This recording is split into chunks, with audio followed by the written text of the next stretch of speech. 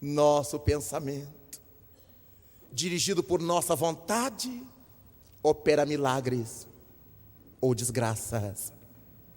Faz alguns anos, visitava a cidade de Porto Alegre e, ao cabo de nossa fala, num pequeno auditório, percebi que ficaram esperando dois senhores. Uma jovem, um mais idoso, que depois vinha saber que era o pai e o filho. E ao fundo do pequeno salão, havia uma senhora, na noite fria de Porto Alegre, com um véu, um lenço, uma echarpe sobre a cabeça, cabisbaixa. E o jovem se dirigiu a mim: professor, gostaríamos de 2 minutinhos do senhor. Depois não. Nós estamos vivendo um drama que não sabemos como resolver. E lhe perguntei de que se trata. Ele tirou do lenço, enxugou 2 lágrimas e me disse: aquela senhora que está ao fundo é minha mãe. E há mais ou menos 1 ano e meio, ela, que não tinha nada, fazia todo o serviço da casa, começou a dizer que tinha câncer. Meu pai e eu nos preocupamos. A princípio, a levamos ao médico de nossa cidade, uma das pequenas cidades da grande Porto Alegre. Os médicos pediram os exames que ali podiam ser feitos e não constataram nada. Nós a trouxemos a Porto Alegre. Os exames mais sofisticados, nada. Ela continuava dizendo que os médicos não sabiam de nada, que ela tinha câncer. Levamos minha mãe a São Paulo, ao Rio de Janeiro, aos melhores oncologistas. Pediam todos os mais refinados exames, tudo negativo. Ela não tinha câncer. Eles diziam: deve ser um problema psicológico, porque ela não tem câncer. E ela chorava e dizia que nós não a amávamos, porque ela tinha câncer. Nessa ocasião, por misericórdia de Deus, estava se realizando em Buenos Aires um congresso mundial de oncologia. E um amigo meu de infância estava na coordenação do evento, sendo ele brasileiro, pertencendo ao Cone Sul. Conversei com ele longamente, para verificar da possibilidade que durante o evento minha mãe pudesse ser examinada por uma junta médica que pudesse dar um veredito a respeito do caso que nos estava atormentando. E ele acedeu, disse que ia conversar com a coordenação geral e voltou dias depois pelo telefone e me disse que estava tudo certo. Os médicos que queriam mesmo algum caso para que eles pudessem testar os exames novos, aceitava atender a minha mãe. Juntamos o que tínhamos, compramos as passagens, nos hospedamos em Buenos Aires. No dia aprazado, na hora aprazada, lá estavam no congresso com minha mãe. Ali estavam os mais recentes instrumentos de exames, as máquinas mais modernas do mundo, os médicos mais famosos do mundo na área. E durante uma tarde inteira, professor, eles examinaram minha mãe. Como se diz, viraram-na ao avesso. E no dia seguinte, quando nos veio o laudo, tudo negativo. Minha mãe não tinha nada. Agora a gente não tinha para quem mais recorrer. Então eu venho perguntar ao Senhor o que a gente pode fazer. Porque cada dia ela chora e diz que nós não a amamos. Colocamos para ser atendida por um clínico, para ministrar-lhe placebos, para que ela tenha a sensação de estar sendo medicada. Está sob cuidados de um psicólogo, mas a cada dia ela vai desmelhorando. E eu fiquei estupefato sem saber o que eu ia dizer para o rapaz. Mas nesse momento, o socorro dos espíritos, o nosso benfeitor, que ouvia a história, pediu que eu dissesse ao filho que tudo que os médicos haviam constatado era verdade. Mas tudo que ela dizia também era. Ela não tinha câncer. mas era cancerosa. Afirmava o benfeitor que ela fizera um aborto antes do casamento e a família nunca soube. E ela nunca mais se perdoou. E agora que sofria o remorso, sem coragem de pedir perdão a ninguém, porque não sabia quem pedir, ela queria se impor um castigo que doesse e que a consciência lhe dissesse que ela havia resgatado. E começou a se auto-induzir como cancerosa. Afirmava o benfeitor que, por ter um organismo forte, ela ainda estava todo aquele tempo naquele estado, mas que a mente, poluindo as energias biológicas, estavam drenando cada dia mais a sua saúde, permitindo a invasão dos processos que caracterizam o câncer. Disse mais o benfeitor: quando o câncer aparecer, meu filho, já será o final do corpo, porque ela vem desvitalizando o corpo inteiro.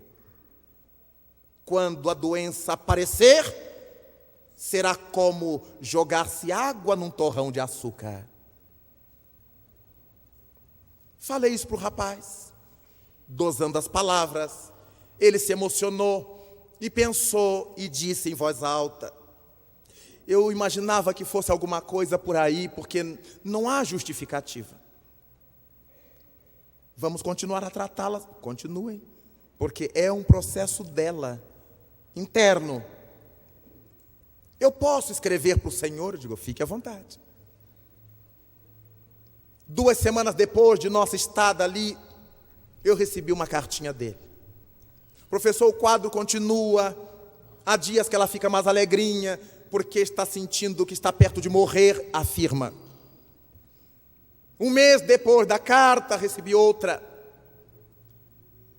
4 meses depois, recebi um telegrama. Hoje, os médicos constataram que minha mãe tem câncer. Deram-lhe 4 meses de sobrevida. E o benfeitor espiritual disse: ela não vai suportar 4 meses. Ela irá antes. E ela está totalmente morta psiquicamente. 3 meses depois e 2 dias, que eu guardava as cartas dele, ele me mandou um telegrama: acabamos de chegar do sepultamento de minha mãe. Ela foi bombardeando as células de tal forma, querendo adoecer, como as células são nossos animaizinhos, são a população sobre a qual governamos, sobre a qual regemos. As células obedecem passivamente aos impulsos de nossa mente. Às vezes, converso com muita gente que sentiu uma dor, uma fisgada no ventre. Deve ser câncer. Comadre teve isso. Uma dor na cabeça, ai, deve ser um tumor. A criatura vai vitalizando. Antes de achar que vá ao médico, faça os exames. Ore, peça a Deus misericórdia. Faça os exames e depois, se for, a gente enfrenta. Mas a criatura fica antes. Com quem encontra, eu estou com um problema que eu acho que é câncer. Porque meu compadre teve isso e era câncer. Mas meu compadre tinha uma outra ficha kármica. Minha comadre tinha outra necessidade expiatória. Possivelmente eu vá desencarnar de uma morte súbita, num acidente, numa explosão, e não num câncer, e não no infarto do miocárdio. Mas, nessa mesma época da visita a Porto Alegre, visitei uma outra cidade de Minas Gerais, próxima a Belo Horizonte. Desci em Belo Horizonte, no aeroporto da Pampulha. Os amigos nos apanharam para nos conduzir à cidade do evento. E no caminho, eu senti a falta de um casal muito querido, trabalhador, que todas as vezes estava no aeroporto para nos recepcionar, e perguntei: como é que está fulana e fulano? E os amigos, com uma expressão mais dolorida, disseram: ih, Raul, fulana não está bem. Foi até boa a sua vinda, porque você vai vê-la possivelmente pela última vez. Um câncer devorador vem eliminando o corpo. E os médicos lhe deram 6 meses de sobrevida, dos quais já se passaram 2. Nosso companheiro tem estado meio afastado das tarefas para dar atenção à mulher e aos 2 filhos. E nós vamos visitá-la sempre, aplicamos passe. Mas ela está muito mal, eu gostaria de vê-la, queria visitá-la.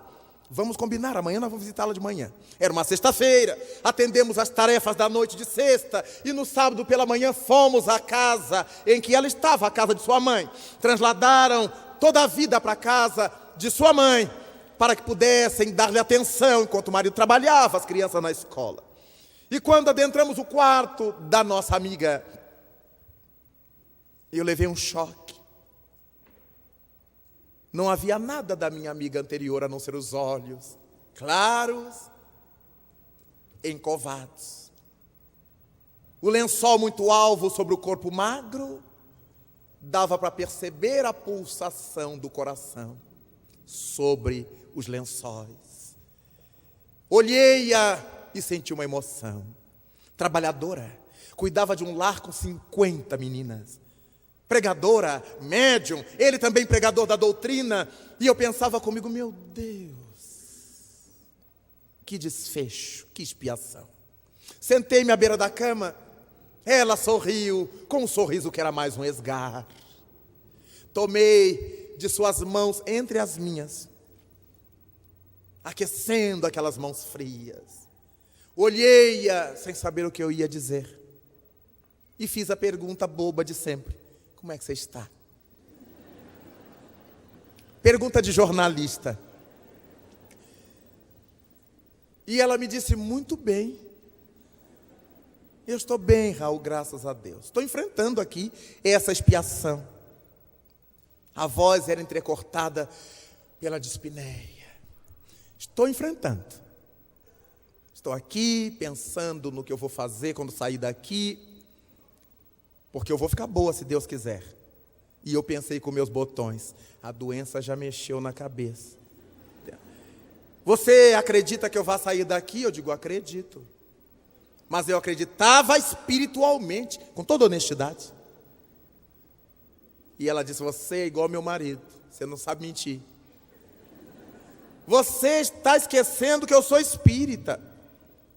E eu estou entendendo que você acha que eu vou ficar boa em espírito, mas eu já disse a Nosso Senhor: eu tenho 50 filhas, 2 filhos para cuidar, um marido que precisa de mim, e todo o trabalho do espiritismo. Se não era para eu trabalhar no espiritismo, por que ele me botou nisso? E agora que ele me pôs nisso, ele vai me tirar essa doença. Se vocês estão pensando que eu vou morrer com esse câncerzinho, a mulher não tinha mais nada e dizia que era um câncerzinho. Eu não vou morrer com esse câncerzinho. E eu pensava comigo: afetou a mente da minha amiga. E eu digo: claro, nós vamos continuar orando por você, como de fato continuamos. E vamos deixar tudo nas mãos de Deus, porque para Deus nada, absolutamente nada é impossível. Perguntei se eu podia aplicar-lhe um passe. Ele disse: claro que eu quero um passe. E deu um passe para eu me levantar daqui. Digo: se Deus quiser. Pedi à mãe dela que fizesse uma prece. O marido emocionado ali, vibrando com a gente. Os amigos me levaram e apliquei-lhe um passe. Senti uma energia tão boa ao seu redor. Uma vibração dessas regiões superiores da vida. Eu digo: meu Deus, ela está muito bem amparada. Despedi-me, olhei-a bem. Eu tinha certeza que eu a via pela última vez. Faltavam só 4 meses. Eu contava no calendário a cada mês que passava. Cumpriram-se os 4 meses. Os amigos não me mandaram notícia, o esposo não me mandou notícia. Eu disse: vocês estão constrangidos. É natural. Eu já sei o que aconteceu. Não fiz contato. No ano seguinte retornou o convite, lá eu estava. Não perguntei nada, eles também não me disseram nada. E fui para a palestra da noite. E quando chego à tribuna e começo a falar, e passei a olhar por sobre o público, eu vejo o meu amigo viúvo, assentado na 5ª ou 6ª fileira, e uma morena de cabelos longos, que parecia uma gata, aninhando-se ao pescoço dele. E eu tive um choque, eu digo, bandido. Vivia chorando pelos cantos, e ainda nem a pobrezinha deitou na cova. Ele já está aí com outra. E eu desviava o olhar, mas quando eu via, estava eu olhando para o casal. E quando eu olhava, ela sorria para mim, ele sorria para mim, e eu olhava para o outro lado e digo, meu Jesus Cristo. E o Espírito Camilo, presta atenção na palestra, meu filho. Eu digo, eu tô, mas está difícil de eu ver essa traição. E terminei de falar. E se formou uma pequena fila de amigos para nos cumprimentar, etc. E lá estava o meu amigo com a morena. Eu digo, eu ainda vou ter que abraçar. E eu olhava para aquela moça e sentia que a conhecia de algum lugar. Essa sensação que a gente tem no movimento espírita, que a gente olha de onde é que eu conheço. E hoje em dia a pessoa fica viúva, já casa logo com um confrade, com uma confreira, porque antigamente o povo ia aos velórios e escutava a viúva chorando, o que vai ser de mim? Mas depois de um tempo eles passaram a chorar diferente. Quem vai ser de mim?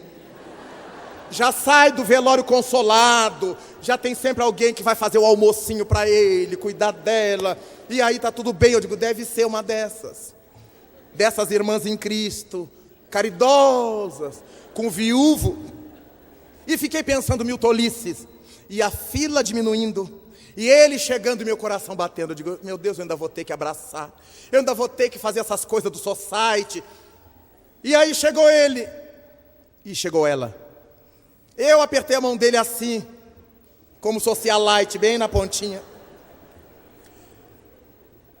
E ele perguntou-me sorridente, conhece, Raul? Eu digo, é. O rosto me é familiar.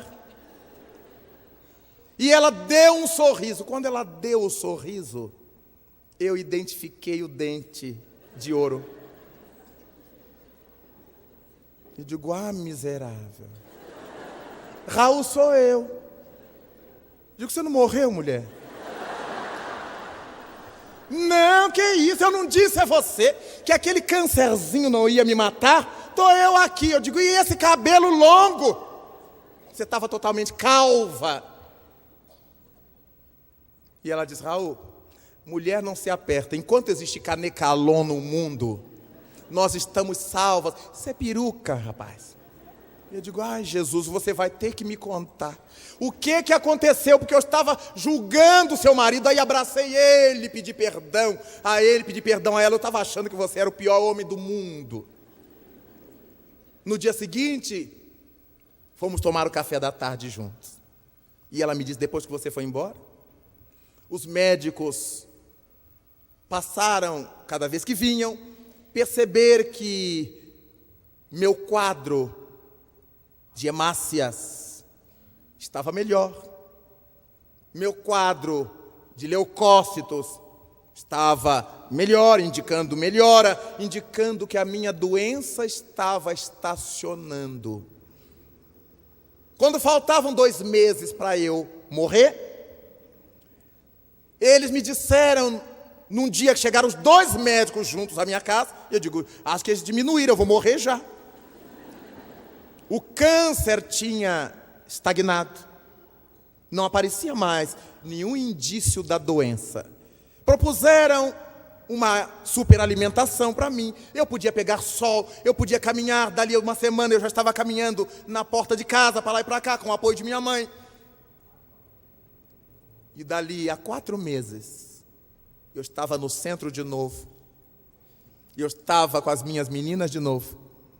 Eu tinha retomado minhas tarefas, tomando os remédios, continuarei fazendo os controles que eles querem me observar durante tanto tempo, mas eu estou bem, nunca me senti tão bem.